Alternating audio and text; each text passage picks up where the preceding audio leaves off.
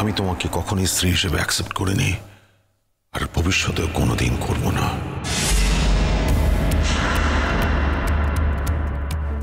আমি ভাবতেই পারি না আমার সঙ্গে অন্য কোনো মেয়ের বিয়ে হবে।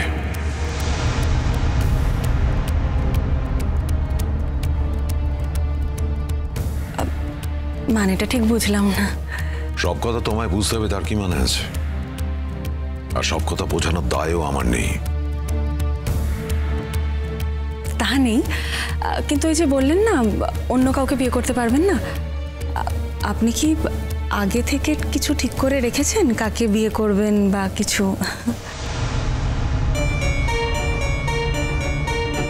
একটা কথার অনেক রকম মানে হতে পারে, কিন্তু এখানে সেই নিয়ে আলোচনা করে কোনো লাভ নেই।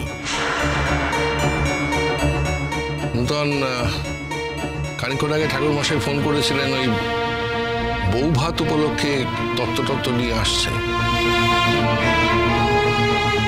এখন তুই এই বিয়ে মানিস কিংবা না মানিস, এটা এখন প্রতিষ্ঠিত সত্য যে বিয়েটা দেখে এখন একটা মেয়ের জীবন নিয়ে তো আর ছিনিমিনি খেলা যায় না। আমি কোনো মেয়ের জীবন নিয়ে ছিনিমিনি খেলছি না দাদা। আমি কোনো মেয়ের জীবন নিয়ে ছিনিমিনি খেলতে চাই না। এমনকি কমলিনীর জীবন নিয়েও আমি ছিনিমিনি খেলতে চাই না। আচ্ছা, আমি বুঝতে পারছি না এর মধ্যে কমলিনীর জীবন নিয়ে ছিনিমিনি খেলার প্রশ্নটা আসছে কোথা থেকে? ঠিক তাই, আমিও ঠিক বুঝতে পারলাম না। কমলিনীদের জীবন নিয়ে তুমি ছিনিমিনি খেলতে যাবেই বা কেন? একটা কথা খোলসা করে বলো তো, কমলিনীদের সঙ্গে তোমার সম্পর্কটা কি? পার্বতী, তুমি আমাকে এমন একটা পরিস্থিতির মধ্যে ফেললে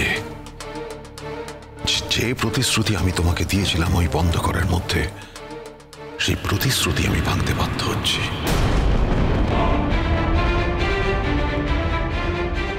সর্বসমক্ষে আমি বলছি আমি তোমাকে বিয়ে করিনি। আর সর্বসমক্ষে আমি আরো একটা কথা বলতে চাই, যে কথাটা আমরা কোনোদিন সর্বসমক্ষে বলিনি। খুব অল্প দিন হলো নিজেরা নিজেদের মনের কথা পরস্পরকে জানিয়েছি। বাইরের লোকে যা জানতো, কিন্তু আমরা কখনো সর্বসমক্ষে সে কথা প্রকাশ করিনি।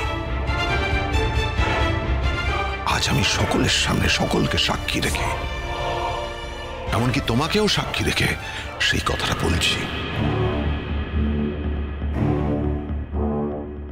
যারা বোঝে এবং না বোঝে তাদেরকেও বলছি, যারা বুঝতে চায় এবং না বুঝতে চায় তাদেরকেও বলছি।